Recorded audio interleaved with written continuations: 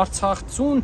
Նիկոլին պահանջել է Ալիևը, որ Հայաստանի քաղաքացուն զրկի այդ Արցախի անձնագրից, որպեսզի փաստերը ոչնչացնի, որ այնտեղ ապրել է այսքան արցախցի։ Հիմա Արցախցուն դրել են երկընտրանքի առաջ, ասում են գիտես ինչ կա, կամ հրաժարվի քո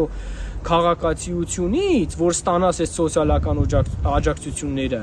Երևի թե այդ աջակցությունները իրանք Թուրքիայի ու Ադրբեջանի փողերն են բերել, ու այսօր փորձում են դրանով գնել արցախցու ինքնությունը,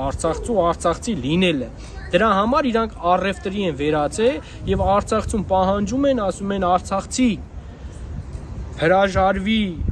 քո Արցախի քաղաքացիությունից, որպեսզի ստանաս այս սոցիալական աջակցությունը։ Սա նույնն է, ինչ որ այսօր թուրքերը